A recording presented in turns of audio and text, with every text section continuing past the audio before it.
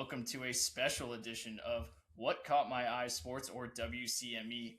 I'm your host, Stephen Vesci, filling in for the coach, Nick Vesci, who is out on vacation right now. And joining me for this special day is University of Alabama alum, father of four, Mr. Bobby Neal Turners III. So happy to be here Also again. joining me is Virginia Polytechnical Institute graduate, recently engaged, our gambling expert, Mr. AJ Pittis. Welcome, boys. Let's go, baby. Snaps in the chat.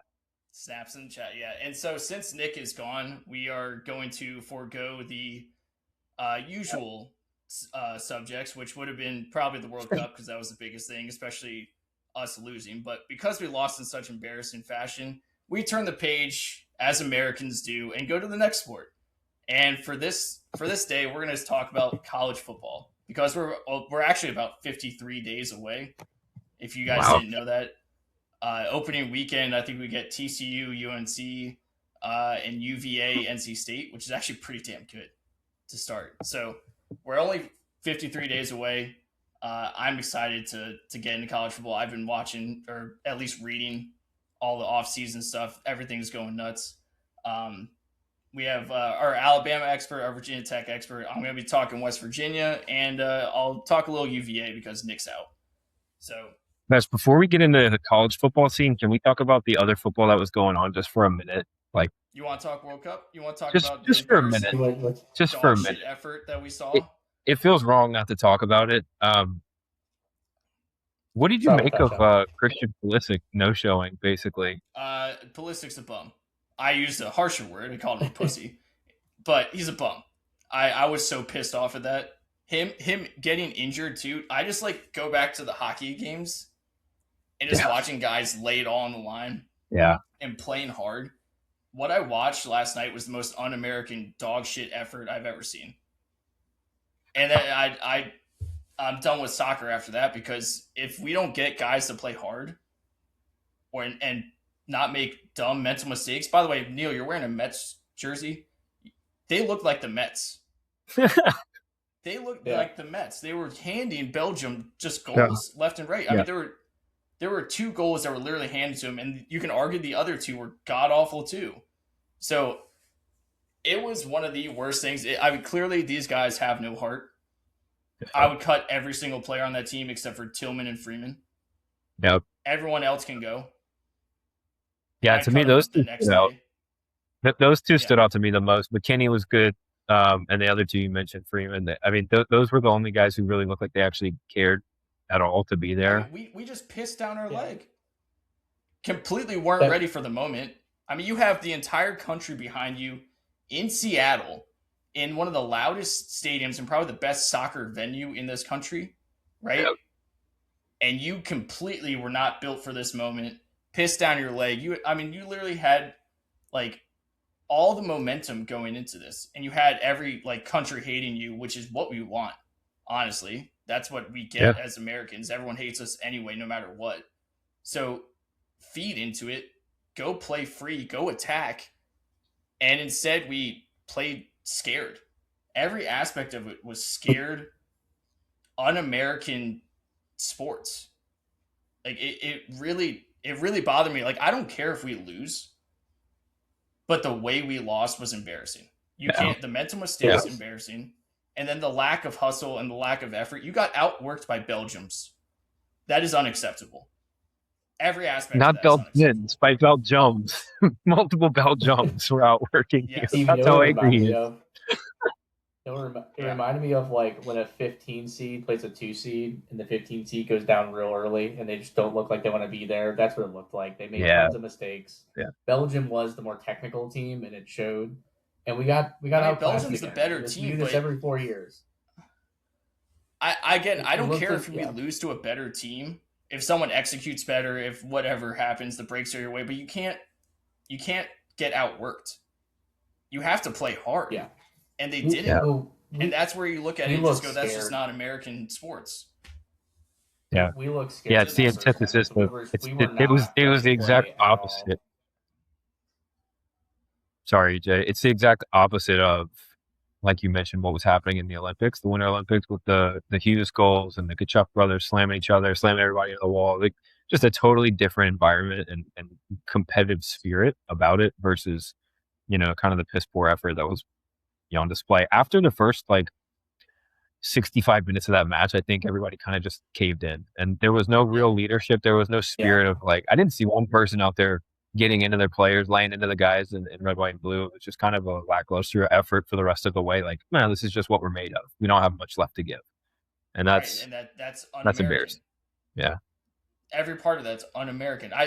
Again, going back to the hockey with the Kachucks. I mean, they told the Hughes brothers, right? Because they're notorious for dancing with the puck because they're more talented than everyone else typically on the ice, but it doesn't work that way in the Olympics. Yeah. And they basically said, nope, don't bullshit, get the pucks in deep. Pulisic needed that talk because all he was doing was trying to bullshit his way. And you're not talented enough. You're not talented enough to win on talent alone. Go off, King. Go off, King. That's what it is. Pochettino to give a Herb Brooks speech. Yeah. And nobody's quitting there, except everybody did quit on that team. Everybody quit last night after that. Tillman, Freeman, keep them. Everyone else cut. And I want to go get some JUCO football player, and for the next 4 years, get a slew of these guys who are 6'4", 6'5" athletes, but are stuck in JUCO college football, and go have them kick a ball around and say, we're just gonna bully everybody. We're going to be athletic, and we're going to bully everyone, and we're going to be bigger and stronger. Just go do that. So why doesn't that happen already? I got to imagine it's because we're I don't know. I think we're trying to play more European style, I guess. I don't know. Tim Reams, by the way, fuck that guy. Jesus. Oh yeah. Cut your hair, and you suck. He's the captain. When you're the captain and that's the performance, and that's a problem. Pulisic is the savior, and Pulisic sucked. Yeah.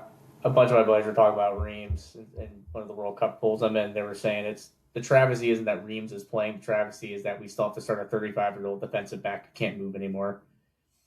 He's slow. He's old. We have a goalie that pulled a Young-Hoo coup. Oh my God! And kicked the ground. I mean, how does this happen? That's what I want. How does this happen? And again, when you're not talented enough to win, to play with these teams, you have to play aggressive. You have to attack. You have to play with effort and heart. And do they sat back things. And I don't know. They decided to play scared and soft, and that it was just un-American. Congrats to Belgium. Yeah. Whatever. You got gifted 3 goals. They're better than us anyway, but geez. Absolutely. And we're all going to pull for Norway now and Holland, right? So that's who we're all on now. Everybody's cheering for him for success. So yes. So that's my 2 cents on. I'm glad we're all in agreement with Christian Pulisic. By the way, how did he ever become the star face of what type of media campaign? That's the Taylor Swift Kelsey media campaign push behind these faux stars. Has there ever been a moment where he's performed and met the moment? The Premier League or something? He got over there so young, and he felt like he was the next rising star. I think he's just kind of been propelled up by that. But I think it's is it his 3rd World Cup or 2nd World Cup? I can't remember how many he's played in, but it's the 2nd one, at least in a row. He just has not looked great in. He's been hurt or he didn't even pulled himself out of a losing effort. Yeah, it didn't look like he wanted to play very hard there, but. My God, he looked timid with the ball. Yeah, no one on our team played well, and we looked scared, and we got beat by a better team that didn't make a ton of middle school, high school level mistakes. Just I swear Belgium's just clearing or goalie. I mean, Belgium's a top 10 team in the Belgium's a top 10 team in the world. They're better than us, but they also just. It looked like they watched film and were just it kind of felt like, when Zignetti's we watched the tape. We knew what was coming. We knew this was totally outclassed the Americans, in every facet of exactly. If we're going to lose. But you had a chance to make at least a statement, right? Come out there, play hard, keep the game close. Even if you lose late, at least put up an effort, and we just looked off from the beginning. Oh, I think they made a statement. Like what Cape Verde did, like what who played today? Who played Argentina today? Egypt. That was Egypt almost beat Argentina today, and they probably should have. They had a call, one of these VAR callback goals, which is annoying. There's so many things that are just annoying about the game. Of soccer that it just doesn't appeal to Americans. Yeah. And part of it is the flopping and all that bullshit and, not stopping the clock. And what I love about Europeans is they're just, well, you can't change it. It's the most beautiful game. You can't change it. And Americans like, well, we innovate. They change it. Yeah. If we change things for the better, every single one of our sports has changed. And some of them very recently have changed. They're always going to change to make the sport better. I mean, we literally changed baseball like 3 times in the last, 4 years or something. Yeah. And America's pastime has been played pretty much the longest in this country. Yeah. And we decided we're going to change it. And everybody's like the rule changes. There's a lot of different things that if that sport was, I guess originated in America, it would have changed a lot. I mean, think about the calling of the balls and strikes, how much better it is if you can have that quick challenge once for a bat and just make sure we're getting it right and moving on. It's been a win. It's been a win. It's not. Yeah. The stolen bases, like all of it's been an absolute win to showcase the athleticism, the talent, and make the game quicker. And for some reason in soccer, we also can't stop a clock.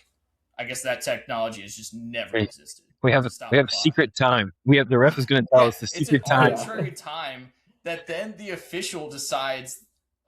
You're attacking. I'll give you one more shot. I won't give you this shot. Maybe and it's getting pretty good. I'm going to let it ride. Yeah, exactly. What the fuck is that? There's no buzzer beaters either because of it.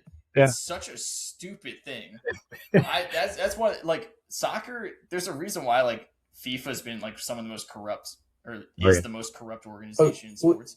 Because an official has so much pull on every single game. You literally get a phantom tackle in the box or something. It's a penalty kick, and all of a sudden someone's scoring a goal in a low scoring. Yeah, it's a low frequency event. That's the thing I think that's challenging for Americans to get on board with is we like home runs.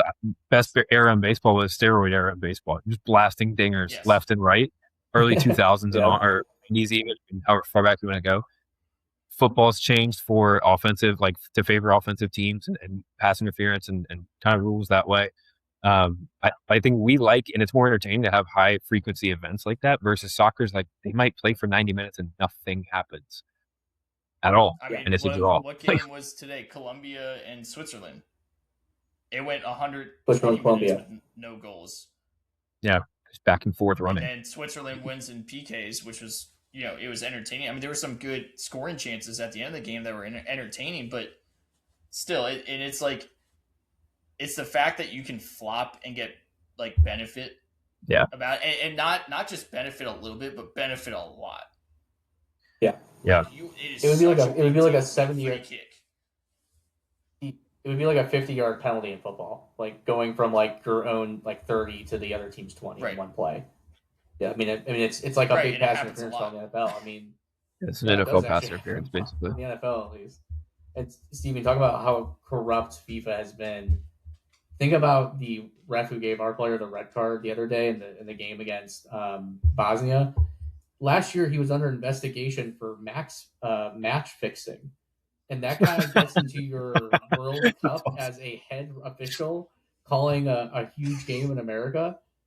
I mean, think if there's any official in any level of our college or pro sports that was caught up in that, they would not be doing the Super Bowl or the finals or anything close to that. But FIFA, it's a common occurrence. Yeah. It feels like it happens every year. That's it. Oh, he's Tim Donaghy's little brother. Yeah, it's absurd, dude.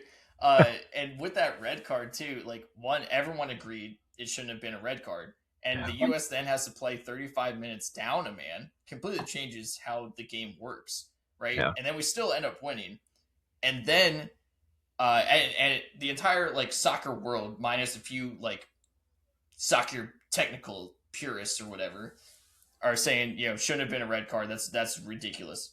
And then it gets the suspension gets overturned because FIFA looks at it, and then the rest of the world goes, how dare they? Because for some reason the rest of the world is so obsessed with bureaucracy and the process of things. They can't fathom American. We as Americans are obsessed with getting things right. That's right. Having justice. So everyone agreed it shouldn't have been a red card, and then it gets lifted. So we're like, that's correct. And we also got screwed because we had to play 35 minutes down a guy when it shouldn't have been a thing. And then we get our guy back, and everyone's like, how? They can't do that. That the integrity of the game. What How integrity? dense are you? My God. Morons. Again, the most corrupt organization. You talk about the integrity of the game when a right is or when a wrong is right. Yeah. Like somehow they actually got it right, and it's still a problem to everyone else. Yeah. So anyway, those are my 2 cents on soccer and football. Un-American, disgusting. Let's talk about real football. We saw last night. Let's talk about real football. This is why I wanted to turn the page to college football. Some hard-hitting action. We want to start with Neil in Alabama because Neil probably as most qualified as anybody because he was there during the Nick Saban prime years. What was that, buddy. 2012 to 16. Buddy, winning national titles. You have a wife that went to Alabama that is from Tuscaloosa. Roger that. I think you seem pretty qualified to talk a little Alabama football. So let's start there. Let's break down what we're seeing because they lost some pieces from last year. So who are they bringing in? That's I gotta say the last time I came on the show, this is my second time now. I'm hopeful to go for a trifecta at some point. But the last time I was on the show, I don't know if you remember, but I was disgruntled Bama fan is how I joined the show. That was on the heels of an absolute behind the woodshed, behind the barn, absolute beatdown, country style to Indiana in Signetti, 38-3. And I don't know if we've recovered, if Bama Nation has recovered from that just yet. I don't personally, I have not. So there's a lot to look forward to in the new season coming up. And I think one of the key things is that this is no longer really a Saban era team. Like the Saban story is, it's cemented in the legacy of what it is now. He's really just this ESPN game day voice at this point with the statue out front in the Saban field. But the players on the team are no longer really associated with Saban. I don't know if there's even any guys left who were recruited under him that are still there. And if there are, they're few and far between. So this is really a Kalen DeBoer team. I think that, he gets to put his thumbprint on it and say, this is what my program and my team should look like now. It's no longer a transitional period. And quite honestly, I think the fan base expects a little bit more. I'm not going to say it's like a hot seat kind of season for DeBoer, but I think, there's the real fan base who knows, okay, the transfer portal is a real challenge to solve for. And we're never going back to the old way of doing business just a few years ago.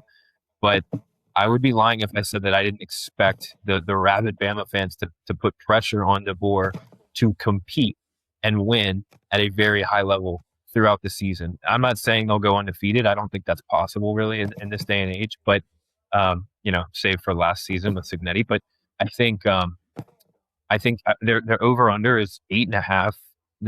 What was it? 8.5 wins on FanDuel for their odds were -120 for over 8.5 wins and -102 for under 8.5 wins. That doesn't sound like we're talking about an Alabama team. That sounds like some other program out there that is not the University of Alabama. I'm curious what your thoughts are on that initial stat. I mean, that's nuts to me. Correct. I mean, you're used to greatness. You're used to undefeated 1-loss seasons and the 1 loss being in an SEC championship. That's right. That's right. Or the national championship, whatever it is, right? And now that you have the 12-team playoff, you guys, especially because of the name brand, get to sneak in there with 3 losses, which I think was garbage last year. But with the super conferences, the transfer portal, talent being spread around, the DeBoer era, 8.5 wins, I thought it would be in the 9.5 range instead of 8.5. But that does kind of surprise me a little bit. And the biggest question mark I have for Alabama, can you run the football? Which imagine saying that. Right? I just saw your face right there. Like that's not Alabama football. That's kind of where DeBoer loses me a little bit because he's such a good coach. He's unbelievable. He took Washington to a national championship, or like at least to the finals. They lost it to what, Michigan? Was that the Michigan year? Yeah, it was the Michigan year. But he took them with Michael Penix Jr. to a national championship. But if you watch how his offense operates, it's almost perfect for the West Coast. Yeah. It is spread you out, throw it 60 times a game, pretty much, right? It doesn't necessarily fit Alabama football. Now, he's good enough, and the players on the team are talented enough to where they've made the playoffs the last 2 years. Yeah. 2 years, yeah. But that's not the standard of Alabama football. Is just squeaking into the playoffs, right? Yeah, it's a testament to their ability to execute. I think last year, as much of a blemish on Alabama's offensive side of production as it was that they only could run the ball, they averaged 105 rushing yards per game last season. That is insane. Their leading running back, Jam Miller, he ran the ball for 500, just over 500 yards, like 504, 505 yards for the season. Egregious. That doesn't happen in Alabama. So that's insane. And I think the success of the Alabama football offensively is predicated really on like the RPO, like the run pass option. And they didn't really have the R portion of that last season. They had no run. They had Ty Simpson back there. He was capable with the legs, but they could not move the ball through the traditional handoff to the tailback. And so they had to get very creative. And so it's a testament to their ability to actually execute on some of these more difficult plays and throw those downfield where they could still move the ball, still score at a high clip, even without a running game that was virtually non-existent. So that's the big question mark. I think you nailed it. Is like, can Alabama get back to a little bit more of a traditional running style game? And what, they don't have to pound guys like Derrick Henry for 350 yards a game, but can you show that you're a threat to at least open up the offense to allow your playmakers to get a little bit more space, like Ryan Williams, who's a guy that I think, I was reading about something. I think he might change his name even over the offseason. So we'll see about that. Yeah. Ryan okay. Well, I'm curious how that works. I'm still going to call him Ryan Williams until further notice. But if the Williams guy, if he comes back and all the reading I've done on him is that he's gotten bigger, he's gotten stronger, he puts in the work, he's got, he's dedicated to the craft. And so the results, I think, will show. It's a matter. I expect them to have a big bounce back year this year for Alabama offensively. They have an opportunity, I think, to figure things out early in the season with the schedule, as we were talking about offline, where they can kind of ease their way into it a little bit as they have this sort of quasi-semi a quarterback battle between Mac and the other guy I'm blanking on at the moment, but there's opportunity there for the offense, and I think we'll know a lot about them after even a couple games, whether or not they're really going to be able to run the ball. Because last year they couldn't run the ball against really bad teams. They couldn't run against good teams, but they really couldn't even run the ball against bad teams. And so that season, the season opens up with a little bit of a softer schedule up until like mid-October, and then it gets really serious. And so if you're going to have to figure it out, I think, I'd rather be Alabama with maybe an ECU to start the season and a couple other kind of, not that they should overlook them, but easier games maybe than they might traditionally have in the SEC. I mean, yeah, because I think about Ty Simpson last year. Ty Simpson felt like he fit DeBoer in what he wanted to do. I would agree. Right? Yeah. So I'm interested to see who's under center this year. If he's gonna fit DeBoer's system, or if they're gonna try to do what you're saying, like get more dual threat. Because like you had Milroe the year before, and that just wasn't. Yeah. That wasn't the right fit. One of the best running quarterbacks that you might ever see in terms of like pure running ability and athleticism, but not the same kind of mold as a Penix, who was very successful in the system out west in Washington. So Penix couldn't even basically run out of the pocket. Like, it's a totally different style, and he didn't need to. He was very successful. So, and the trenches are built to protect a passer and not bully people, which again is different than Alabama football, right? You strap on that crimson helmet and you see the marks on it, and you're like, oh yeah, these dudes are nasty. These dudes are mean. Yeah. They're gonna bully you up and down the field. Now it's more a finesse game, so it feels weird. The jersey doesn't match their style a little bit, right? Yeah. Yeah. And I think part of that is DeBoer. I think part of that is just the nature of college football these days and where the game is trended towards. And it's unfortunate because I loved the Smash Mouth era, which has been a key, cornerstone characteristic of Alabama football for so long. And it's just not the same anymore. But there are other ways to win in today's day and age. And you have to have a quarterback who can move the ball with his legs, but also with the gun. And then also you've got to have a threat behind the quarterback as a running back option. You've got to be able to move the ball on the ground. To just make it no longer 1st and 10, but 2nd and 6, 2nd and 5. Like, make it easier on your offense, and especially it starts with that offensive line. Can those guys really move the ball and move the line of scrimmage and get an advantage there? That's the question for me. And there's a lot of new pieces there. There's a lot of offensive line turnover. I think they went out and sourced a couple new coaches from different places. They've gotten some new talent on the offensive line. So there's a lot to be excited about. I don't think they go 8-4. I don't think they go 7-5. Like, I'm expecting a 9-3 or 10-2 season from them. There's some games that could trip them up, but like we were talking about earlier, I'm most excited for the LSU Alabama game. It's a night game, I would expect. And at LSU, Lane Kiffin, DeBoer, the whole SEC scene, I would be surprised if game day is not there. Like, it should be an absolute madhouse in Baton Rouge. And that's, I think, mid October is when that one kicked off. And so that'll be when they really start to get into like that SEC gauntlet of the schedule. So I'm excited for that. Yeah, absolutely. Anytime you get to watch Lane Kiffin and root against him, that's always fun. We all love. Let's flip it to the other side of the ball and talk defense a little bit, because Alabama under Nick Saban was one of the best defensive teams, right? They just punch you in the mouth, right? Freaks everywhere on defense. So let's talk a little defense here, because I did look at their offense. It does feel very young based on just these years, but defensively they're a lot older, and they seem to like have a lot of guys who have been retained, not a lot of transfers there. So defensively, what are we thinking? So I think it starts with the coordinator who's been there for a while now. I can't tell you when he started, but Kane Womack's been there for a minute, and he's kind of been the guy calling the plays, calling the shots. He's done a tremendous job preparing the guys in on the defensive side of the ball. They've got a handful of big additions and contributors from outside schools that just, it's just a different model of, collecting your talent these days than it used to be. And so they've got some transfers from schools like USC and Mississippi State, some big bodies. I expect them to have a lot of just girth and just gelatinous blob on the front line, but not in a negative sense. I say it like that, but I really think it'll be a trim gelatinous blob. Okay. So we're expecting big time muscle, big time beef, and really just creating a lot of havoc for the defense, for the offensive teams that they go up against, with really some impactful additions from some of these other schools. They have a guy, Yanze Pierre, who's a senior, and he is really their go-to guy who I expect to have a breakout season for them as a linebacker, kind of as a DN linebacker, edge rusher. I would expect him to have multi-sack games, especially as the season kind of gets started, like we were talking about on the easier side of the equation.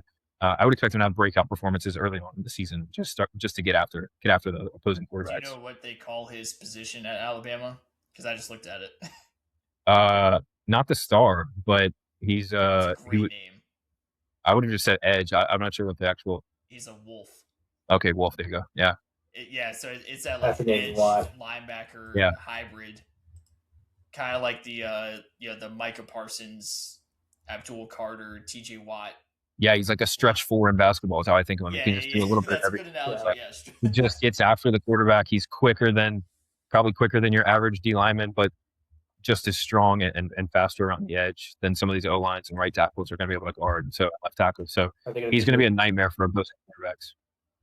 Yeah, they're going to be moving around the field, getting him in different matchups. Is that the plan with him? Yeah, and that's Womack's. That's the defensive coordinator's like style. Basically, it's aggressive fronts, blitzing, adapting coverage on the fly. That's like classic Alabama defense. And that's, that was like the linchpin of their success last year. I feel like was they relied on that defense to really keep them in games at times when their offense just could not find a way to move the ball down the field. And so, yeah, it'll be critical that they get back to it again this year. Awesome. Give me a player to look for. Besides Williams, because I think we know him.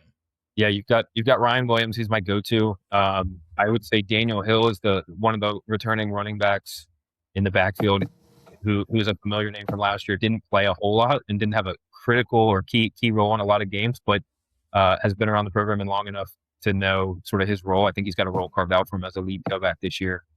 I think the biggest, I mean, it's like any team almost who might be struggling with the quarterback position. It's going to be who comes away with the starting role out of summertime, between the Keelan Russell and Austin Mack, and both of those guys I think are dual threats with the legs, but also I think Keelan Russell has the higher ceiling, and so he's got the playmaking ability, the quick arm.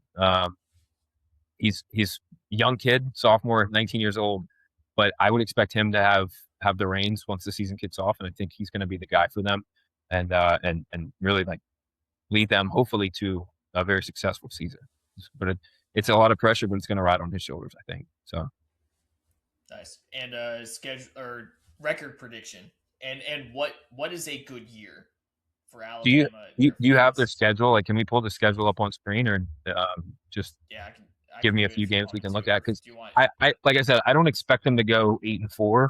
I would be on the north end of that. Maybe that's the Bama in me, but I'd say 9-3 or 10-2. But they have very winnable games in the front half of the season, and then if they can stay clear and free of injuries, they have a real shot to maybe only lose a couple, which sounds crazy to me, even as I'm saying it. But we start with ECU. That should be a win.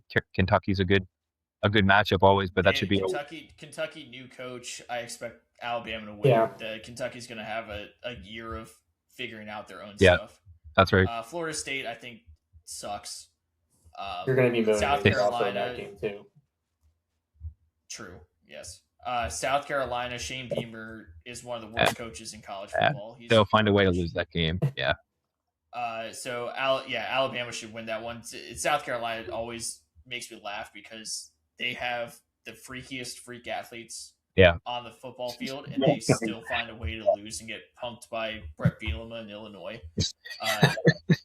Just makes me laugh every time. Shane Beamer's he's just not a good coach. Yeah. Mississippi State, they're trash.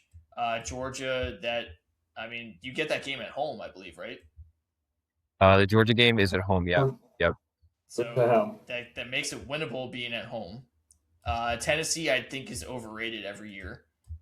A&M, that game's at home again, makes it winnable. At LSU, that's gonna be tough, but Lane Kiffin shits the bed when the going gets tough.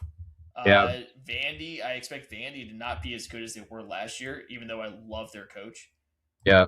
And then you get your cupcake before Auburn, and that Vandy game is tough because it's at Vandy after an at LSU just a week later. And depending on how that game at LSU shakes out, I would expect it to be a down to the wire kind of a playoff sort of elimination style feel to it, or at least the team who loses maybe doesn't control, their destiny going forward. I would think I could see if Alabama loses that one, I could see Vanderbilt being one that they just, or if they win, I could see Vanderbilt being kind of a sleeper game. It's just Vanderbilt has had Alabama's number recently. I know it's Diego Pavia, but just feels like Vandy's always a tricky one. I don't see them losing 4 games on the schedule though. Like I'd be worried also coming off the LSU game. You don't know how physical that's going to be. It's probably not like it used to be back in like the heyday when you were in school, but it's still going to be a big game. Yeah. And if you say you lose a tough one there, you come out real flat at Vandy the next week, not fully engaged, prepared. That could be a kind of a trap game. It feels like. Exactly. That's exactly right. Yeah. So I think Georgia presents a real threat. LSU game's a real threat. That trap game with Vandy on the back end of LSU. I mean, any of these teams, Tennessee, A&M, somebody could sneak one on too. So I would say my guess is 9-3. I would prefer it to be 10-2 if they really put it together. But it depends on a lot of things, like we talked about. It depends on a lot of things around quarterback play, injury free. Can they move the ball on offense with the running back? Can the defense do what it needs to do? And special teams is always the sort of the deciding factor in those tight games. So, it's gonna require all 3 sides of the ball basically. It is funny. 4 years ago, if you looked at this schedule, you would have said undefeated. Because you would say you're better than every one of these teams. Georgia is the one team that is going to give you fits, but it's question mark, and you don't lose at home. Yeah. So it's kind of so 9. If you go 9-3, is Alabama like is it all hell breaks loose in Alabama? I can't tell you about what's going to happen at my house. I think I would expect it. 9-3 is like expected. That's a pretty good season in the SEC. That's a pretty good season anywhere, I think.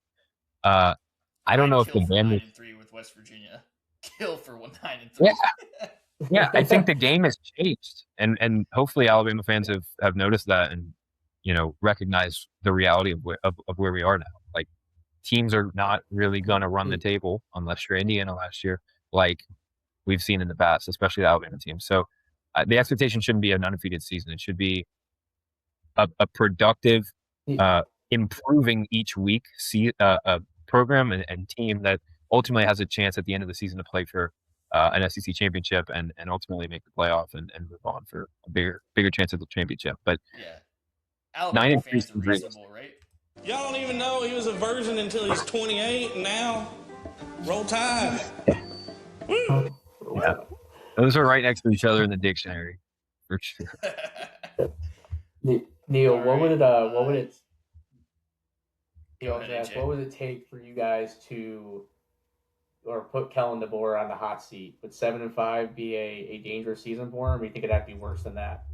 I would hope 7-5 gets his attention and makes it a must-win season next year in a way that 7-5 is just not acceptable, regardless of who the coach is. I think 8-4 it starts to get close, depending on how those 4 losses come about. If they're within a score, every game you lose is within a score, and they're to formidable opponents, and I could see 8-4 being okay to Bama fans. I cannot see anything 7 or worse being digestible and palatable to Alabama fans. No chance. No way. All right. We done with Alabama now? My breakdown of Alabama. I got nothing else for you on the SEC. That's my homework on Alabama. I think there's a lot to look forward to. The favorite has to be Georgia, right? Texas, Georgia. I would assume. Yeah, I would assume. I know everyone loves Texas. I still have not been sold on Texas. So Kirby Smart to me is the best coach in that conference.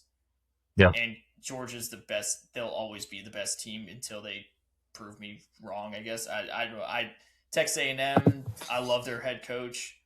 I just don't. Every one of these teams, there's always just kind of like the SEC is just not as good as it once was. That's it. It's watered down compared to what it used to be. It is. It very much ever since that old NIL thing happened, the money stopped going from underneath the table to on top of the table, and now everybody's getting some. It's just fun as it used to be. Yeah, now you have to actually coach your team. Oh shit.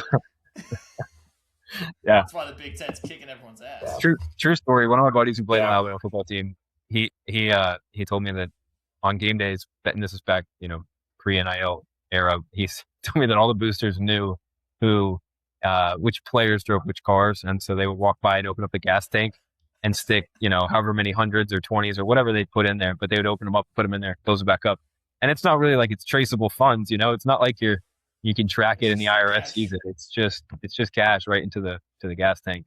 So they'd open it up with their money in there. Bags full of money. I'm sure it was just to pay for hamburgers. Yeah, I'm sure it was. They're good kids. Good kids. Oh boy. Well, thanks for letting me shoot my shot here in Alabama. I'm happy to be a guest a second time, returning guest. I hope to make it 3 times. This was fun. Hopefully you'll be gruntled at the end of this year, but we'll see if I'll stay dis or if I'll become gruntled.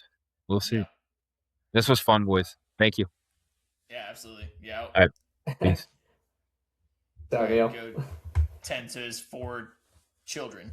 All right, let's move from the SEC, the most overrated conference there is in college football, to the ACC, which probably is the most underrated conference in college football. I mean, you could definitely make an argument for that. And let's move to your Virginia Tech Hokies, who now have a competent coach in James Franklin, because I believe Virginia Tech in the last 13 years is below 500, even though their fans wouldn't have you believe that. But they're below 500 in the last 13 years, which is just abysmal for Virginia Tech. I'm pretty sure that is correct. We were below 500 pretty much since I showed up in Blacksburg. We have lost more games than we've won. Also, fun fact, Stevie, I've been to 9 games since Tech graduated from Virginia Tech. I'm 0-9. You've been with me to a couple of them, and in half in 6 of those games, we were winning at halftime, and in 3, we were winning late in the fourth quarter, and we lost all of them. So it is. I've been to a lot of those losses. They're not fun. Yeah, they might need to play Enter Sandman twice. Maybe start the second half with it too. I think we should do it every quarter until we start winning football games. I'm not really sure what to do at this point. But yeah, that's no, with Virginia Tech, just play it every quarter. Hey, every first down, let's just play Enter Sandman. Keep it moving. Yeah, exactly. But I will say this, Virginia Tech. I think of any team out there, while we're not as good as Alabama, we're not as good as the SEC schools. We're still building up. We definitely, I think, won the coaching carousel, and I think we won the offseason here. Getting James Franklin was a home run hire. Getting him in the season still, where he had a chance to still recruit the players that he was already recruiting at Penn State, and then give him a chance to actually start to assemble his team that he was going to use to kind of propel the rest of the season forward was huge. That's something you can't necessarily quantify. Yeah, absolutely massive, because almost every other coach gets that late start to year one, right? They get hired in end of January, whatever it is. They have to scramble to put together a team. It's not who they wanted. They're kind of picking over the leftovers, right? They're kind of just trying to piece things together, build their culture. He got to do that in November. Yeah, he was looking for schools in October to find the right landing spot, and once he had it, he was off to the races there. I mean, he had multiple interviews talking about, once he landed in Blacksburg, he was, basically renting an apartment. His wife was looking for a house, and he was just recruiting and building his team and calling different coaches to see who wanted to come with him. And you're right, especially with college football too, how the season is so much farther extended now than it used to be. If you're one of those assistant coaches on a playoff team that makes a run, you aren't even getting hired till after a lot of these kids have already chosen where they're going to transfer to. And it feels like we're putting a lot of these coaches in impossible situations. And I'm sure we can go down a whole rabbit hole with the transfer portal and how we need to change the schedule of college football. But he had a massive leg up on the rest of the the rest of the schools are hiring their coaches basically after December 1st. But one thing I will say is, we kind of pivot to Virginia Tech, I do want to tamper expectations for this year and going into it. I don't think, and a lot of my Hokie friends are sitting there going, this is the year it's all turned around. It's going to be, this massive swing in wins. And, yes, James Franklin, I think, is building something that's going to be sustainable, and we're going to be competitive in the ACC for years to come. But you got to remember, this team was 3-9 last year. It was not pretty. This team was booed off the field against ODU. And most of the people Franklin has brought in so far have been younger transfers. And he's retained some of the, I would just honestly say, some lack of talent that Virginia Tech has basically had. So, and you look at our schedule, it's not the easiest schedule when you think about some of our home and road games that we have. It might start off a little soft, but we have some tough games ahead here as we get to the actual schedule of it.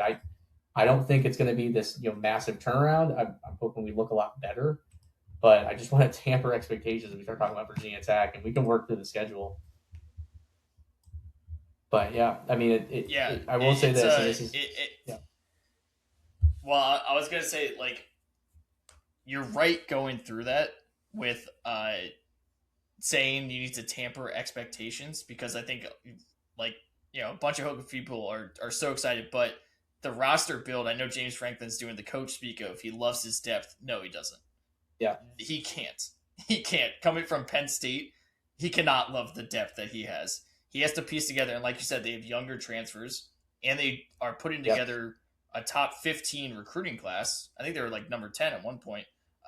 Top 15 recruiting class for the following season, which is what it's going to take a long-term succession plan. It's going to take a bit, right? And you can supplement that with transfers as you move forward, and he's got the funds now to do it. So he's trying to completely redo the culture, right? Some teams don't have are doing things a little bit differently. They're going heavier grad transfers, but these are coaches who have been at their schools for 4 years, right? When you're just getting into a program and that program has been dog shit for the last 10 years, you have to completely clean house and do this over again. And to get a great recruiting class that he's getting, I'm assuming he's going to be signing these guys to 2-year contracts. That's kind of how everyone's doing it now. So I think they're building it the right way for Virginia Tech. Now it might take Yes. 2 years to 3 years, but they're immediately they're 3 games better just by hiring James Franklin, right? Yeah. And then you go to the next year, they're probably another 3 games better than that. Yeah. James Franklin's going to come in and he's going to do what he's always done, which is not lose the teams you shouldn't lose to. He's going to come in and we're not going to be losing to ODU. And I say that now, then we'll end up losing to ODU again. But that's what James Franklin's going to do for your program. He's going to first stabilize everything, right? You don't lose to ODU. You don't lose, a game at home to a bad ACC team because you just did boneheaded things throughout the entire game. And that alone in the ACC does still get you to basically 6-6. I think if you can just not lose to anyone you shouldn't lose to in the ACC, generally when your home games against subpar opponents, you should go 6-6 in the ACC, no problem. It's taking that next step, and one of the knocks on Franklin is you can never win the big game. The only good news in the ACC is typically you may only have one of those a year. That gets you to 10-2 or 11-1 if you can really build the program anything close to what he had at Penn State. And even just working through the schedule, I mean, we want to talk more about this year. This year could start off hot, and I think can give a lot of people, I don't want to say false hope, but maybe some unrealistic expectations to what the entirety of the season will look like. Starting at the beginning of the year, we start off with VMI. That's, that should be a win. You get ODU. Then you go at Maryland. That's really kind of the first test. Again, I don't think Maryland's going to be very good, but it's still a Big Ten team. You're still on the road. You don't know what you have right now with a young team. But if you win that game and then you beat a really bad Boston College team, you could start the year off 4-0 pretty easily. You get Pitt at home after that, and then you go at Cal. Those are all winnable games. And that could set us up into a really good spot where then we kind of run into the more grueling part of the season where you got Georgia Tech, who are at home. We still, I think they're still a very good team, and I really do like their coach.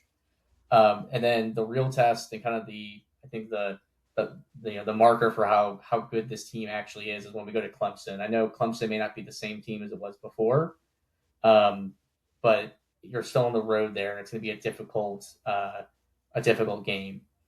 And then after that, you have SMU. It is after our bye week, but I think SMU is an underrated team in the ACC. I think a lot of people are starting to pick them as potentially the team that upsets Miami and takes the ACC title. So they're going to be a tough game on the road again after bye week, but there's a good possibility. You start off the season, let's say 5-1, 6-1, and then lose 3 straight. It wouldn't be surprising if you do. You get Stanford after that, and then you go to Miami, and I don't think we're coming out of that one with a win. I know a couple years ago, we technically had the win for about 5 minutes. Then it was ripped from our hands. But I don't think you're coming out of a win there. That was a tough one, yeah. But I remember calling you that night a little bit, kind of. But then we got UVA at the end to wrap up the season at home. And UVA, I don't disagree. They're not, yeah. And we're talking offline. They're going to be a good team. They're definitely going to be a good team. I think they take a step back. They feel like think about teams that won a lot of really close games last year. They feel like the stereotypical team that's going to take a step back and lose a couple of those close games and be more like an 8-4 season. I don't think they're going to be in the ACC championship game again this year. Spoken like a true Hokie. I would have nothing less there.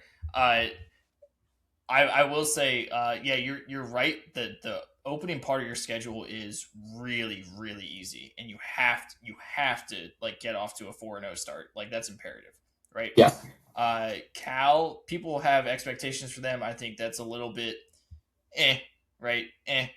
Pitt, Narduzzi always finds a way to like somehow be competitive and good. Georgia Tech, I love Georgia Tech. I love their coach. Yeah. I think that's a really tough game. I actually think Georgia Tech's going to win that game because they still have Justice Haynes at the running back position. Yeah. So I really like Georgia Tech. Clemson, all the talent in the world, can't put it together in this new NIL era. And then SMU, you're spot on. SMU is underrated. They're really, really good. Watch out for Stanford, though. Yeah. Watch out for Stanford because Andrew Luck is running the show as the GM. And he is like, they were not good last year, but they have an identity. And that's what I love about Stanford is that they have an identity. they should be a whole lot better this year, and they will run the ball a lot. So watch out for Stanford. Yeah. That's not as easy as people think this year. Last year, they were terrible. They had to redo some things. Watch out for Stanford, especially late, because they're going to get better every single game. And then we'll get into UVA later because I'll break them down. Yeah, until I see Stanford better, I'm still going to count that one as a win for Tech. But again, the schedule, easy I'll to start. count it as a win. I'll definitely count it as a win, but I'm saying watch out. I'll watch out. but yeah. The Fighting Andrew Luck will have it. We'll have it ready. They hand the ball off to I forget who their running back is, but they were just like feeding him. I remember watching them play Hawaii. They lost to Hawaii, but I go, this team has what they want to do. Their team is just terribly, like, they had no talent on the team. Yep. They're awful. Oh, but yeah. They have exactly what Andrew Luck wants to do. It's literally what he did in college with Harbaugh. I was like, this is how they're going to run their show, and they're going to win football games. They will get back to it. And lest we forget, Stanford, I believe, has like the most national championships in all of Division I colleges. Like, they just have an insane number, right? I think you're right on that one. They just constantly win national championships in every other sport. They have a lot of money. Yeah. They'll figure something out. Yeah. As long as they're doing it with the football team, I think that's the key. You got to get money into the football program, which I don't know if Stanford's doing yet. Even though they have all the tech billionaires, I don't think they were big football fans. But yeah. Get Tiger Woods. Get Tiger Woods to help them out. That's another big one, another billionaire. But yeah, so Stevie, if I had to pick a record for Tech, I think 7-5 is probably where we'll land, and I think it will be kind of a disappointing run to 7-5, where you start off kind of hot and then you hit that wall with those really good teams you play in really October, November. I think if we beat UVA, that's probably an 8-4 season, but I still think that is still a toss up, at least for one more year until some of these recruits and some of the new guys coming in get better. One thing with James Franklin that I do love is how he's trying to build this team, where he's really trying to focus on the defensive line, the offensive line, and then he's talked a ton about trying to get those home run hitters on the outside and really try to kind of get those guys, as he's been saying, can basically change the game in one play. And that's how he's building this team right now in Virginia Tech. And I don't know if he ever quite got there at Penn State. I think he had some guys like Saquon Barkley and some other players who were there, but I really like where he's heading with the program itself. And I think this year is 7-5, but I think next year is when, depending on where the schedule falls, who you get home and away, that's the year we can really make a run for potentially getting to an ACC championship game. But yeah, that's my take on Virginia Tech this year. Yeah. The thing about Franklin is that he needs to go back to being the Vanderbilt coach, right? Yeah. What he was at Vanderbilt. And that was when the SEC was just insane, right? Mm-hmm. And he was winning games with under-talented teams. He needs to be able to do that again at Virginia Tech, because I almost think it's almost like he rested on his laurels a little bit at Penn State. Every team he had seemed to be talent-wise better than the previous year. And you could go through the NFL players and all the expectations, and to be a national championship or bust team and then to fall completely flat last year was a little concerning. But I think that also woke him up a bit to say, okay, we need to get back to being a good in-game coach, because he's been not a great in-game coach, especially the big games, right? He's been terrible. The only person I think worse was Frank Beamer, another Virginia Tech person. So Shane Beamer needs to get better in that. No, Frank Beamer. You think Frank? Yeah. Frank Beamer in big games was like the worst ever. Again, it's another one. Beat up on the teams you're supposed to beat up on, but you can't win the big one. So I'm expecting James Franklin he's coming in hot. Virginia Tech is investing a lot of money into football. Yeah. And they're always going to have their fan base ready to go. So again, you said 75 this year. I'll bring it down to 6-6 because I think it's going to be tougher than people think. I also we'll see if he can finally get a quarterback to develop. Yeah. He always has these unbelievably talented players, and then he's getting another one in his new class. So won the elite whatever Elite 11 thing that is like, the best quarterbacks in the nation. This guy's named the MVP. He'll be there. I'm sure this is what happens every single time, is that he's got this like freshman phenom that comes in. It's unbelievable. And then by the time they're a junior, they get passed up by the other freshman phenom. And it's like, what happened? Why did this why did we keep progressing? Again, and his receivers, the same thing. So, and that quarterback usually still gets drafted in the NFL because they have enough talent to make it to that level. They just haven't had the right. They're just not in the right spot producing at the college level. Oh, Trace McSorley, I believe, was a 6th-round pick. He still got drafted. He's the only one, because of the style of play that he did. Shout out Briar Woods. He's the only one that felt like got better. Hackenberg was going to be a 1st-round draft pick and then slid. Right, because he was a 2nd-round despite and then Drew Aller, right?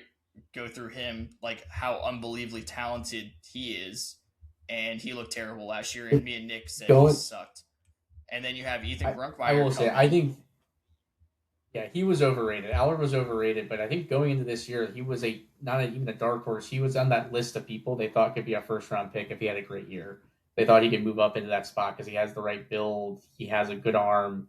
He had all the, the physical traits you look for. But even 2 years ago, I felt like at times they were winning despite Drew Aller, not because of Drew Aller.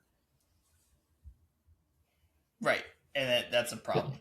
That's been a problem with Franklin. Yeah. So he needs to fix that issue. But I expect a heavy dose of Hawkins this year. Yeah. Running back Hawkins, I expect him to totally rock a lot.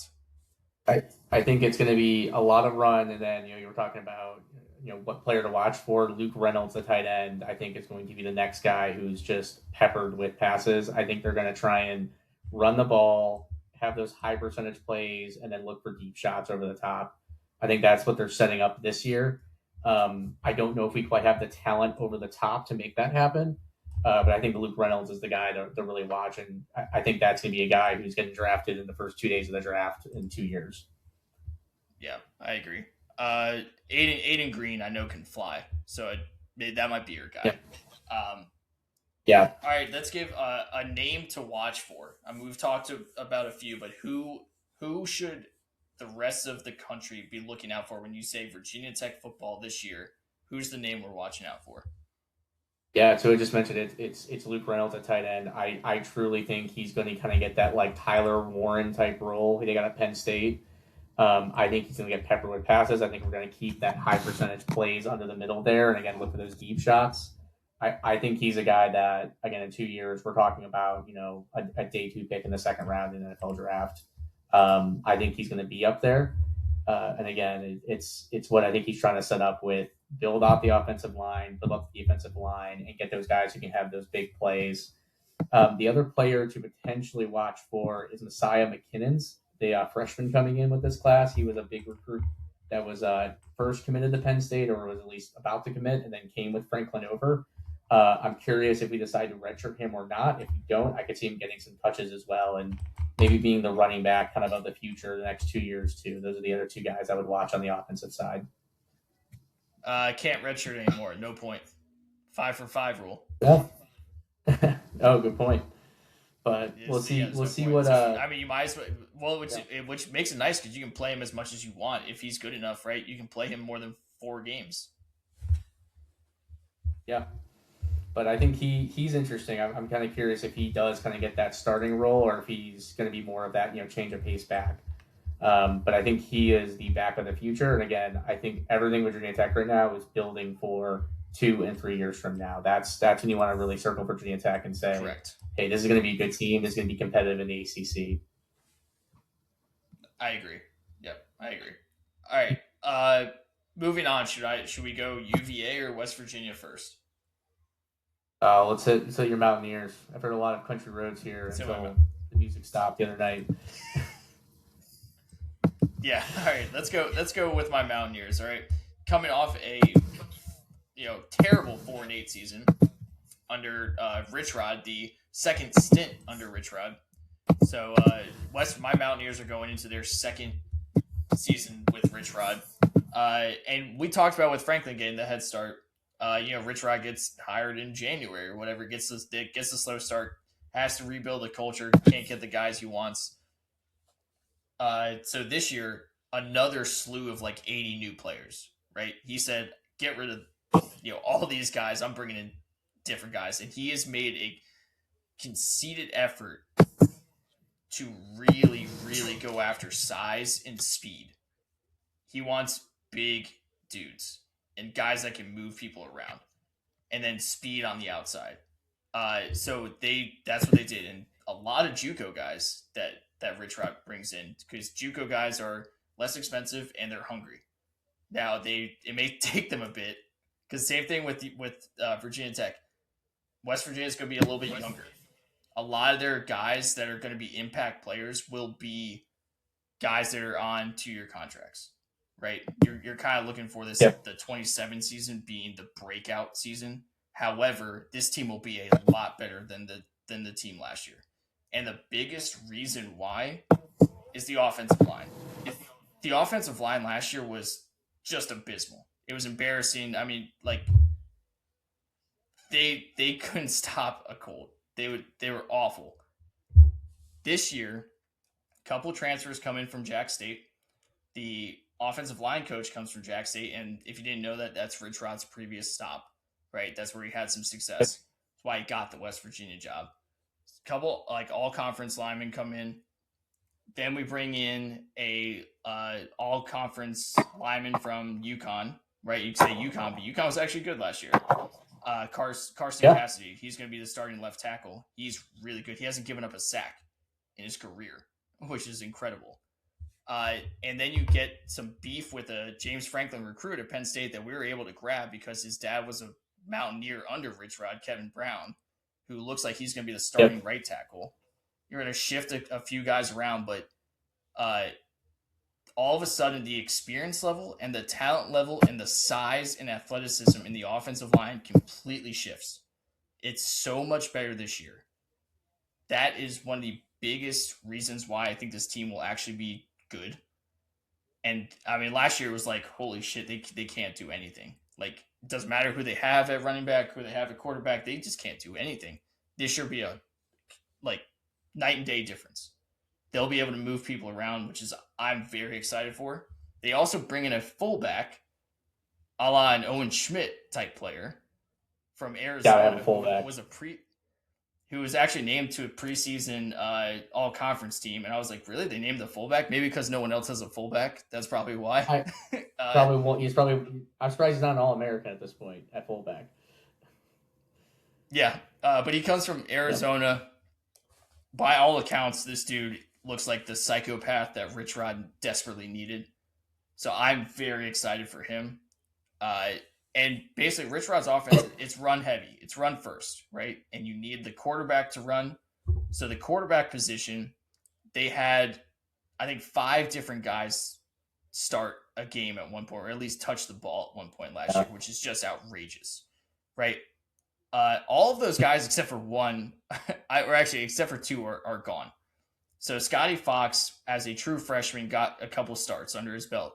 He looked okay at times. He looked very much like a freshman a lot of times as well. However, we also have to go back to how bad that offensive line was. So Scotty Fox is back as a sophomore, second year, a capable runner, which Rich Rod needs a runner, right? Capable runner has a very live arm. But what Rich Rod did was he went out to Oklahoma and got Hawkins. He got Michael Hawkins Jr., who is lightning in a bottle at the quarterback position. This is an athlete-first quarterback. I believe his dad played in the NFL as well. This guy, live legs, right? Explosive. I expect him to be the starter. I also expect both those guys to play because the way this offense will operate, someone's going to get dinged up. The QB runs a lot, right? Someone's going to get dinged up. Someone's going to have to come in. So I expect they need 2 guys.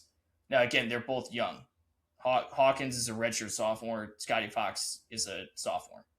So both young. There will be some growing pains there, but athletic enough to where he can go win you games, right? The offense will hum if Hawkins is running the ball really, really well.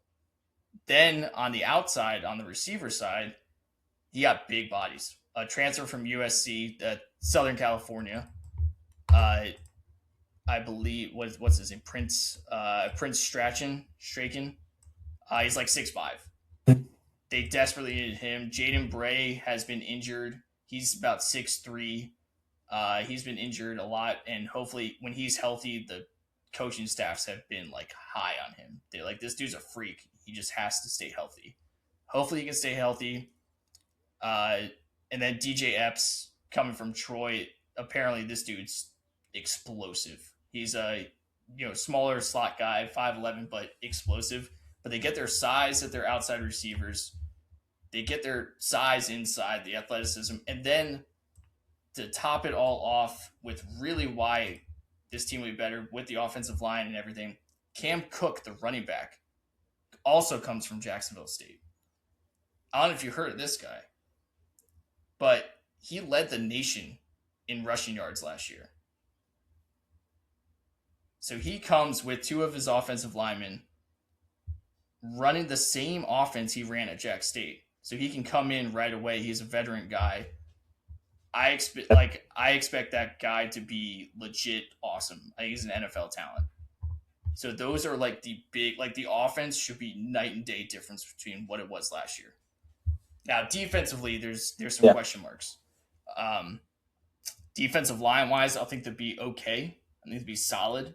Nothing. I don't think there's anything that there's going to be to write home about on the defensive line. I hope there is, but don't think there is. Linebacker to me is a big question mark. So the front five-ish, front six is a little bit of a question mark, I think.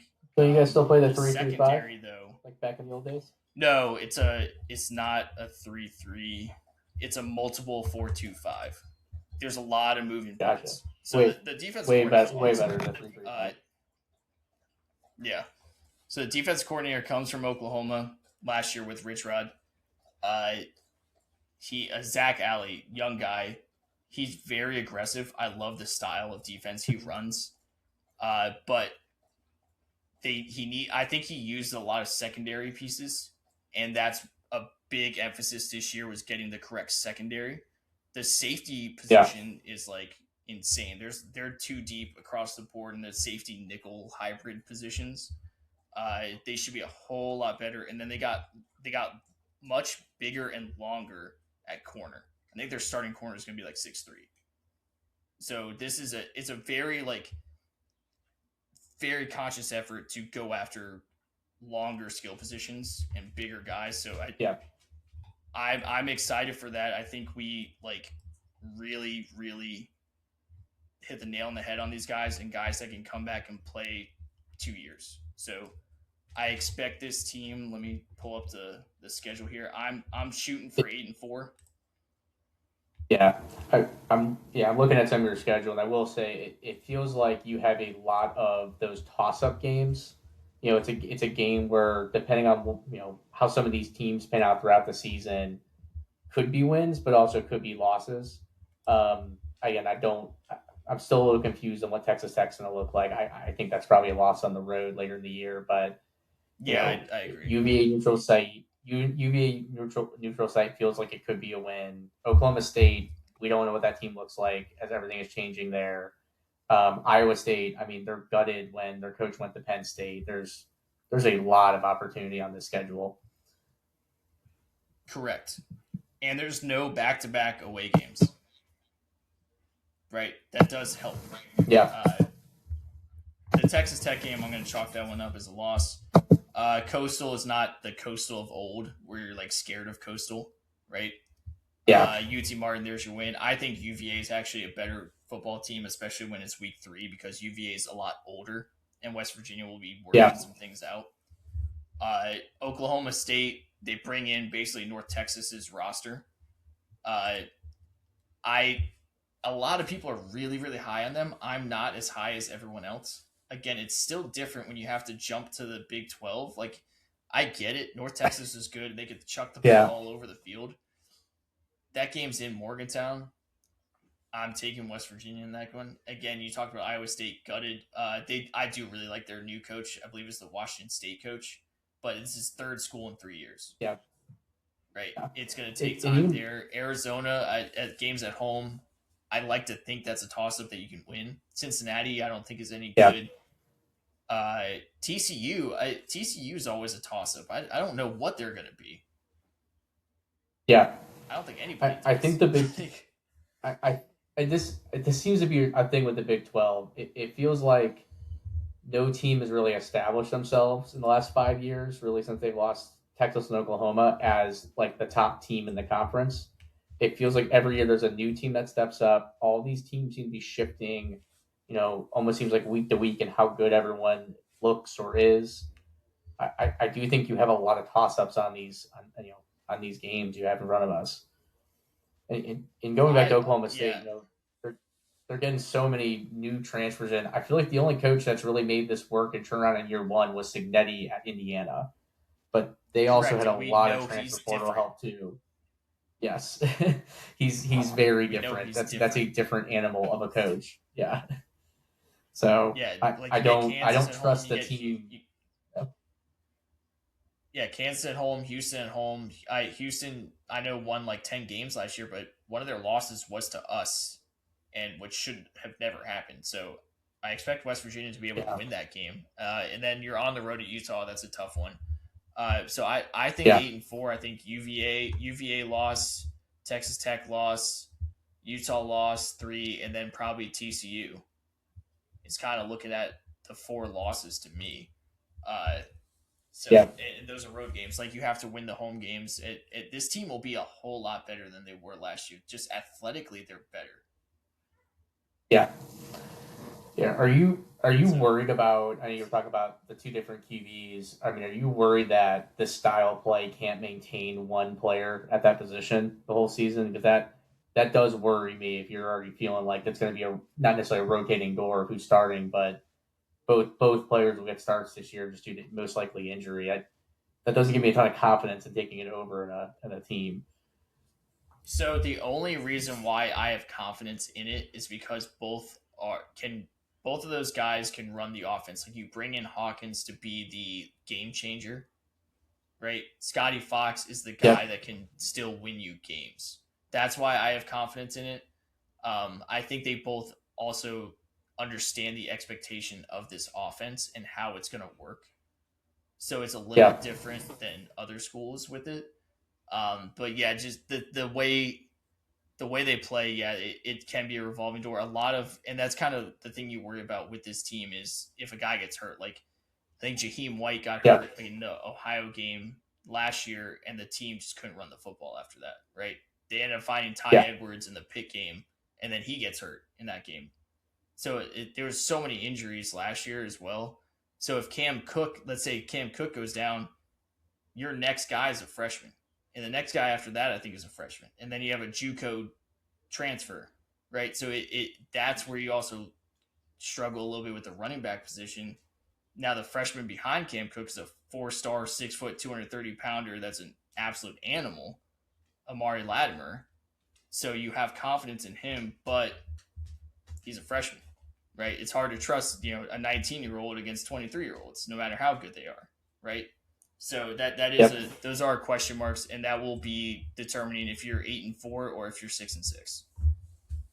Yeah, no, definitely. But it also feels like, as you're describing how you're building your team, you are getting transfers that have actual playing experience too, which is a huge help. One difference I think between Virginia Tech and West Virginia is a lot of our transfers are not guys who were starting last year. They're guys who could be great or could be really good.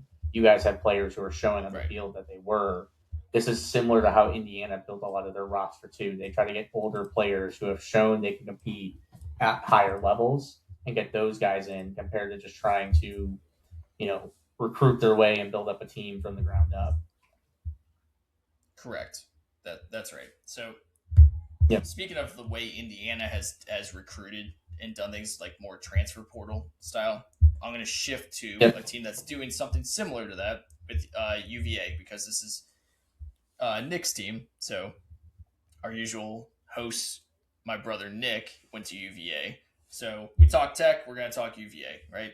And I know you think they're going to regress. I actually don't.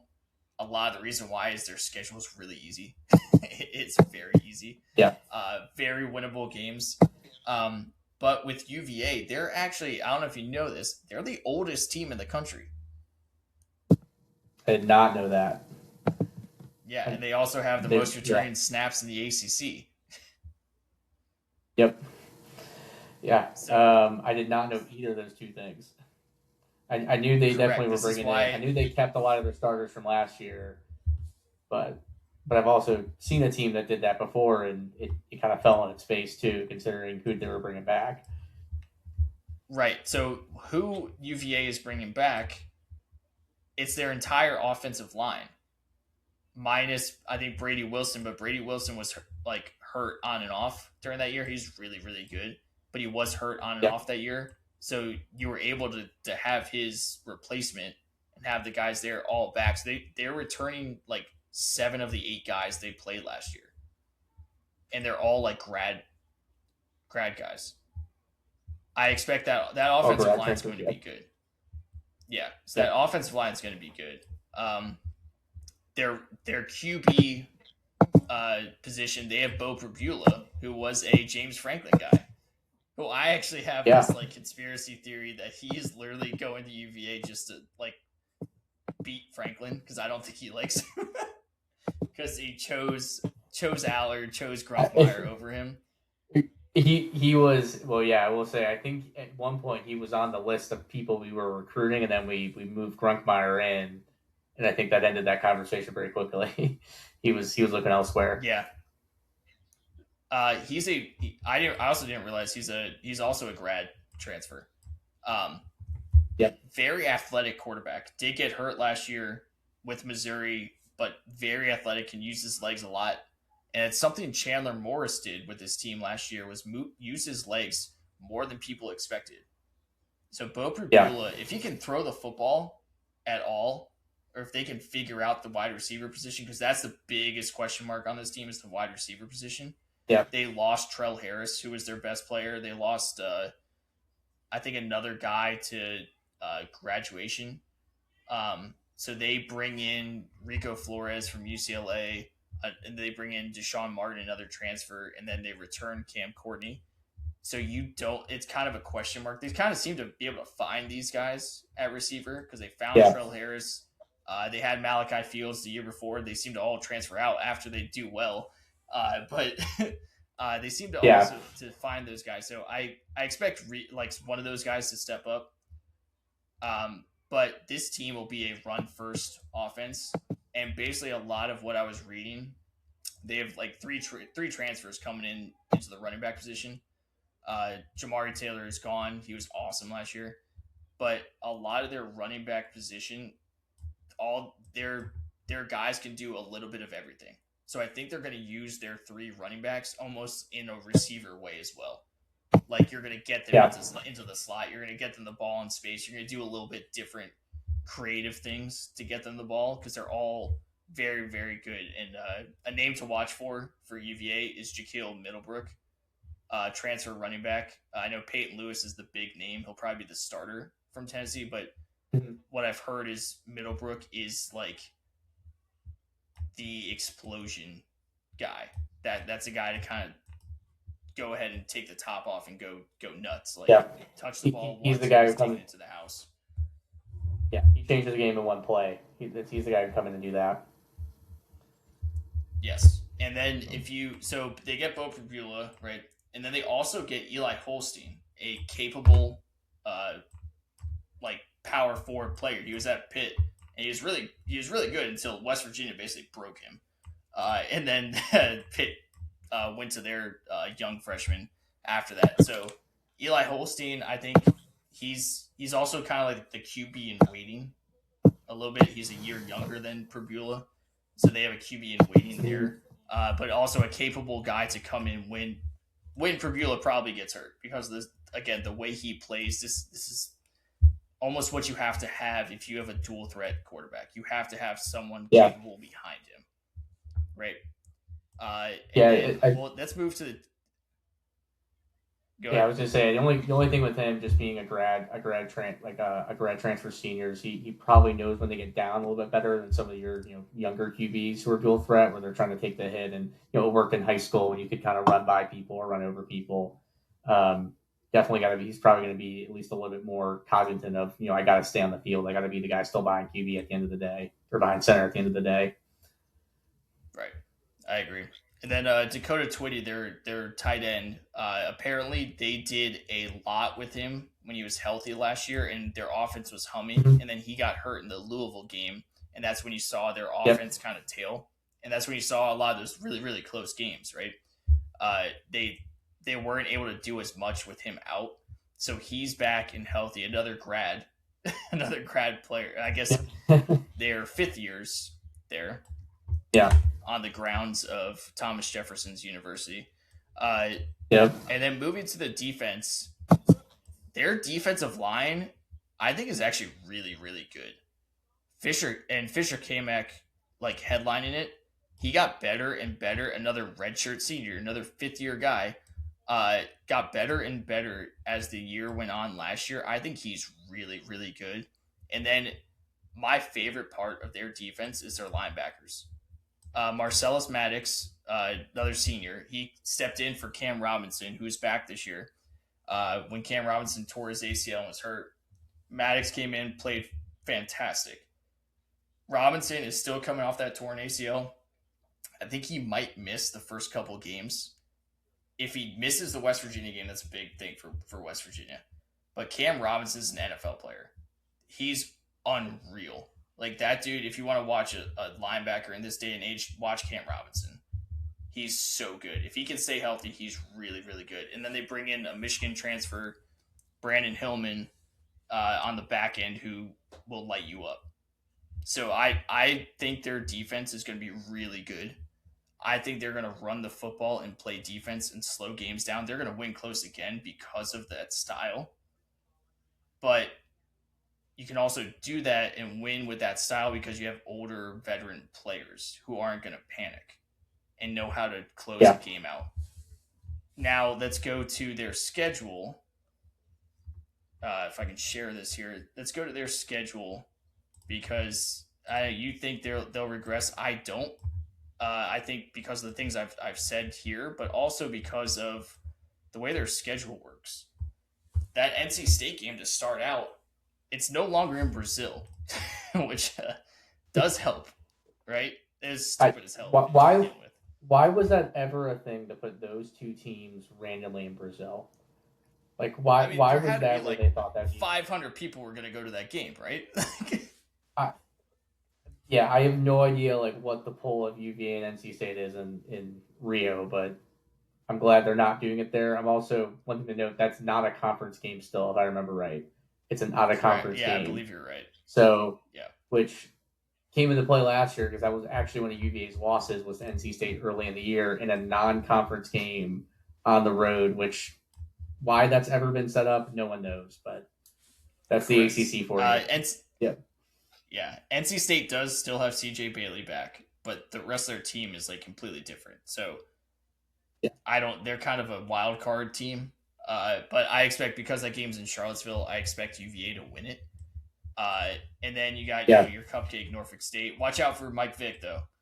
At Norfolk State. Well, only if he's playing. If he's not playing, I'm pretty sure UVA is going to win. You have Delaware as well. Again, the West Virginia game, I think UVA gets them at the right time early in the year. Because UVA is an older team and West Virginia is younger and will be figuring it out. Florida State, I think Florida State sucks. That game is on the road, but I don't think Florida State's any good until I see that. That feels like a team where until I see it, I think Norvell's gone at the end of this year. I think he might be gone by almost this game. This might be the game that gets him fired if it goes south quick. I would agree with you because UVA broke them last year with that field storming. After that, Florida State lost every game. I was shocked they kept him. I really was for Florida State. I was too. But then you move on, Syracuse at home. Syracuse isn't any good. SMU, I think SMU is really good. I think they're going to challenge Miami for the ACC championship. I think that's a loss. Duke, that game's at home. You have to win it. I think they will. Again, Duke was the team that beat them in the ACC championship. They split with Duke last year. Wake is underrated. Their coach is really, really good. That's a trap game. Wake's actually a tougher team than people think. And actually, Wake went into Charlottesville last year and beat UVA. And then Cal, that game's in Charlottesville, I believe. So that team coming across the country, you have to win that game. UNC is it's also off your bye week. Correct. And then UNC is Bill Belichick going to have them like that much better this year? I don't know. Maybe. But that game's in Charlottesville as well. And then we have the aforementioned Virginia Tech Hokies with their new head coach. And maybe by that time they'll be clicking. And that game's in Lane. So maybe that's different. But yeah, there's a real possibility this team goes 10-2 again. As you pull through the schedule or go through the schedule, I am seeing where the wins are. I'm seeing a tough, not many losses. Let's go with that. I think SMU is definitely a loss. I think Wake could be tough. I do think West Virginia could be tough, but I still think you're right that UVA is going to be farther ahead as a team at that point in September. I think coming to Blacksburg is still going to be tough. That's always going to be a tough game. Again, historically, we have dominated, but this is not your father's Virginia. And that's kind of and that's kind of what I want to see from this UVA team. Again, they're an older team. When you go into Blacksburg, even with this is probably going to be Franklin's worst team, right? Yep. Yeah. That he's going to have at Virginia Tech. This will be his worst team, and this might be UVA's one of their best teams, right? Yep. And they kind of proved it last year a little bit, right? They looked like it wasn't even a question. UVA went into that game knowing they were going to win last year, right? And they played like it, and it was like, this is different. I've never seen, even when UVA has a good team, I've never seen anything like this. So will that carry on this year? Again, having the grad players, a lot of these older players, I think that really helps with it. I also think Tony Elliott has done a great job. Once he got money, all of a sudden this team became really good. And there's an investment into UVA football now. And lest we forget about Tony Elliott, he won a national championship calling plays. Now, he's not calling plays, Des Kitchens is. But he does have that, he's won at the highest level with Clemson. He kind of understands what it takes to be a national champion and to win these games. So watching that team turn a corner last year and go, wait a minute, they expect to do this. They expect to win these games. Yeah. That's not UVA football. That's completely different from what UVA football has ever been in its history of a program. Yeah. No, 100%. And I think it could be a very interesting matchup with the two teams coming into the game. Virginia Tech could go through that. They're coming off that gauntlet. We played Miami the week before. We may already be 7. If we're lucky, we may be 7-4 with some tough losses, some good teams. We could be 6-5 at that point too, and trying to get a 7th win. Where UVA, went through the schedule. Yeah, I don't see a lot of losses on that schedule. If they come in 9-2, they could be playing for a spot in the ACC championship game, and that could be a very different, two teams going in a little bit different directions. One that's struggling to kind of finish out the year, that's not really playing for much. One that's trying to get to the ACC championship game again for the second year in a row. It could be an interesting matchup. Again, we got to see how the games play out. I do see a situation where UVA does regress. Just thinking about the games they did win last year. Those 4 overtime wins. They almost lost to Washington State at home, and it would have been a really bad loss. I still have some questions there. I do, I think their front and their defense could be good, but we'll see what happens. Be a fun year. Yeah, I mean, that's why the game is played on the field, right? We talk about every year. You can predict, you can go through. I love going through it because I think it's fun. Going through these teams and who we think is going to be good and who we think is going to suck. And then, spot the ball, right? All of a sudden, one team that you had no idea, Baylor could come out of nowhere and be fantastic. You have no idea. The Big 12 also always puts up one team. Yeah. Is he still playing? Can he still play? Yeah, he's on Baylor. It's on Baylor. Actually, UCF, by the way, got JMU's quarterback, Alonzo Barnett. Oh, you're that. Yeah, and they have Scott Frost. I guess everyone's playing. There's going to be a lot of teams that someone's going to come out of nowhere. Right? We always know this. Someone's going to come out of nowhere. I like the way Stanford's going to play. I like UCF should be a lot better. There's going to be a random team that's going to come out of nowhere. But at the end of the day, we can also kind of agree that Indiana and Kurt Cignetti, as long as Kurt Cignetti is the head coach, they're going to be the best team in the country. There'll be 3 teams in the playoffs that we wouldn't expect to be in the playoff at the beginning of the year, but the national championship will be won by probably a top 6 ranked team going into the season. It's going to be in Ohio State or in Indiana. It's going to be Oregon's going to have a good team. It's going to be one of those top teams that wins it, but there'll still be that team that gets in there that you're like, where did this team come from? Correct. I felt like Texas Tech was a little bit like that last year, and I felt like BYU, same thing. But Arizona State could, kind of get back to where they were. Yeah. Yeah. I love BYU, by the way. Love BYU. One, I love their head coach. 2, their running back, LJ Martin. He's probably my favorite player in college football coming into this next year. Dude reminds me of Jamal Lewis. Yeah, and they still have that one QB too, right? Is it the Bear? Was that his name? Yeah, Brockmeyer. And he was he a true freshman last year? Am I thinking that right? That's correct. I mean, he's only gonna get better too. So, and he's built like by the win total linebacker, dude. Yeah, no, he's a big guy. By win totals, they're the 3rd highest team in the Big 12. So they're right up there near the top. And then we talked about Texas Tech a little bit. Texas Tech's schedule is very easy. I expect Texas Tech to go 11-1 or 12-0, even without Sorsby. Like, one, they're talented. 2, that schedule, when we pulled it up, it was like, oh shit, that's a joke. Yeah, again, but play the games, we never know. But BYU is the team where like they just never get a respect ever, and that's the reason why they got held out of the playoff last year. They should have been in over Alabama, but no one wanted to give it to BYU. But yeah, they get no respect. So I expect BYU to be hungry, and I think they're the best team in the conference. You got BYU winning the Big 12? Calling it now? I do. And then ACC, we go on Miami or other? Because we both like SMU. I think it's going to end up being SMU versus Miami. I got to go back to check SMU's schedule. I don't think they play each other this year, so I think they both can make it in. I think those are the best 2 teams. I don't think it's particularly close after that. I think it's a lot of maybe a deeper conference, but it's a lot of just good teams. I'm not so I don't know. I don't think I kind of like it. I kind of like the ACC's teams with Georgia Tech, Louisville, UVA, SMU, and then you go Clemson. Yeah. I mean, that's kind of how I would list those teams too, as well. Like,